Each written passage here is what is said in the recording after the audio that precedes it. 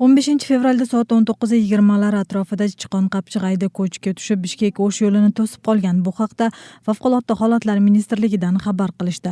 Dastlabki ma'lumotlarga ko'ra, ko'chkida jabrlanganlar yo'q. Hozirda ko'chkining ko'lami va u tushgan yerni aniqlash ishlari bormoqda. 14-fevraldan beri tinimsiz yoqqan qor sababli bir necha soat avval Bishkek-O'sh yo'lida yuk tashuvchi avtomashinalar harakatiga cheklov kiritildi.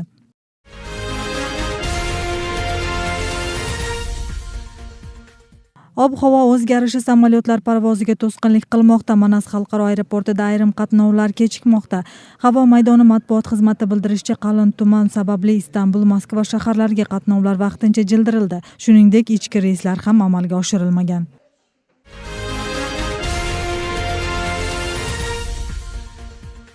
Qirg'izistonda terror hujumlarini uyushtirishni rejalashtirgan fuqaro qo'lga olindi. Bu haqda Milliy xavfsizlik davlat qo'mitasidan bildirishdi. Xalqaro terror tashkilotining faol a'zosi degan gumon bilan qo'lga olingan Qirg'izistonning 26 yoshdagi fuqarosi bo'lgan.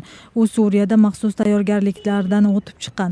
O'z o'lkasida portlashlarni tashkil qilish topshirig'ini olgan. Gumondor qamoqqa olindi. Unga Jinoyat va jazo kodeksining 226-moddasi 4-bandi va 376-moddasi bo'yicha jinoiy ish qo'zg'aldi.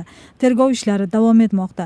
Milliy xavfsizlik davlat qo'mitasining ma'lumotiga ko'ra, Suriya bilan Iroqda urush harakatlariga qatnashgan qirg'izistonliklarning soni 500 dan ortgan. Ularning 140 ga yaqini ayol, 100 ga yaqini bolalarni tashkil qiladi. Bu vaqtgacha urush maydonida 92 qirg'izistonlik halok bo'lgan.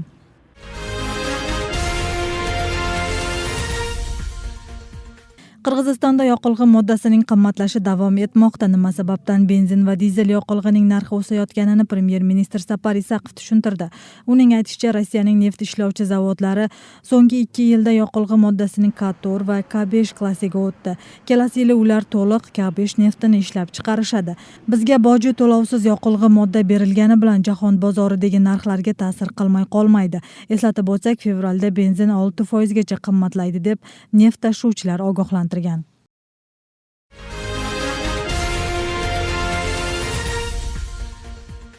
Jo'g'org'i kengash deputatlari Bishkek issiqlik markazida o'tgan oyda yuzaga kelgan nosozlik sabablarini tekshiradi. Bundan tashqari, nasiyaga olingan pulni qayerga sarflangani bo'yicha savollarga javob izlashadi. Issiqlik elektr markazi rahbariyati bilan uchrashuvga deputatlar bilan birga jurnalistlar ham chaqirilgan. 26-yanvarda Bishkek elektr issiqlik markazining eski agregatlarga suv ajratishda foydalanilgan uskunalari ishdan chiqqani tufayli poytaxtdagi uylarga, ijtimoiy muassasalarga bir haftaga yaqin issiqlik berilmagan. O'tgan yili Bishkek elektr issiqlik markazini modernizatsiya qilishda 1 megavatning bahosi $1,286,000 ga yetgan.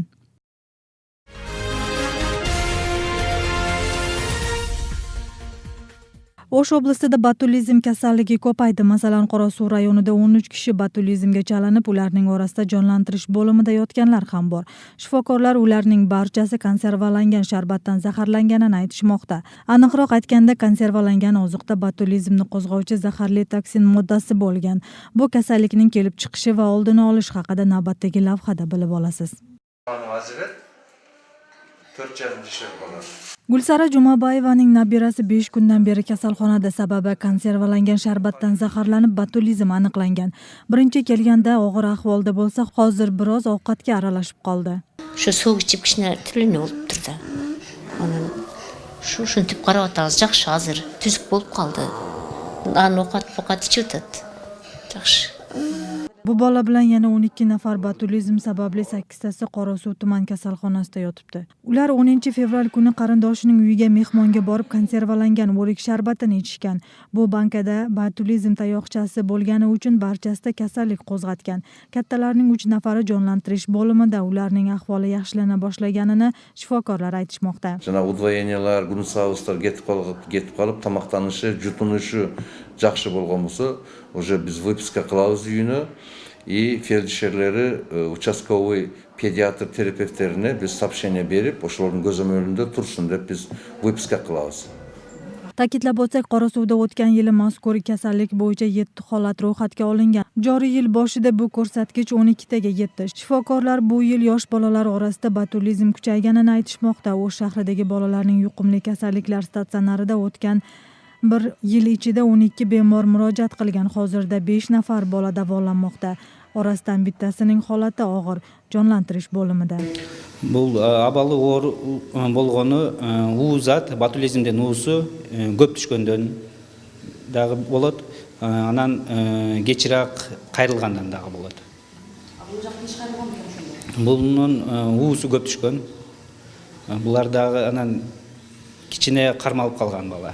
1-2 күндө. Азыр акыбалы оор, стабилдүү. Botulizmda zaharli moddalar ko'p bo'lsa o'limga olib kelishini shifokorlar eslatishmoqda. Shu tufayli qishga tayyorlangan konservalarda gigiyena talablariga amal qilish kerakligi aytilgan. Konserвалардын ишип калганы бомбаж болуп деп коет го. Белгиси бул стафилококкалык, стрептококкалык отравление деп коет го. Ошондой микроб болсо гана шишейт. А буда бул ботулизм нерсесинде ал продуктаны даамы дагы өзгөрбөйт. Спецификалык мындай жыт дагы чыкпайт. Шуна билинбейт алчы. Зато токсин, ботулотоксин ошонун арасында түшүп калса, көбөйсө, продукт десе өтө жаман акыбалдарга кооптап келет да. Негизгисинен бул демел органдарына таасир этет, жүрөккө таасир этет, внезапно өпкөн иштеши, внезапно жүрөктүн иштешин токтотуп калуу өтө кооптуу да. Botulizm belgilari 5-10 daqiqada bilinadi deydi shifokorlar. Kasallikka chalinganlar yura olmay qolishi mumkin. Agar bemor qancha erta davolana boshlasa, shuncha erta sog'ayib ketadi. Asosiysi konservatsiya shishalarini 5-15 daqiqa davomida bug'lab, keyin 3-4 cm bo'shliq qoldirish kerak ekanligi aytiladi. Hurmatoy Nurmatova, Nurjamal Barg'abayeva, Nursulton Abdukerim o'g'li, Intimaq.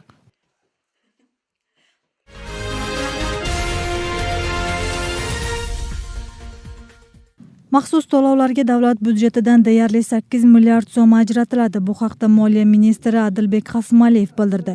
Uning aytishicha, joriy yilda yordam puliga sarflanadigan summa 2017-yilga nisbatan ko'paydi. Bu maqsadda o'tgan yili 6 milliard so'm ajratilgan edi. Qasmaliyev ta'kidlashicha, maoshlarni berishga g'aznadan 41 milliard so'm beriladi.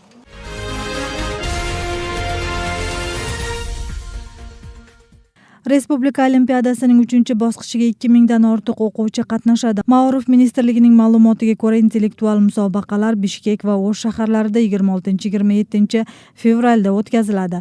Birinchi marta olimpiada mustaqil tashkilotlarni jalb qilish bilan o'tkaziladi. Topshiriqlarni esa ta'limdagi baholash va o'qitish usullari markazining mutaxassislari kuzatishadi. Hozirda barcha tayyorgarlik ishlari bormoqda.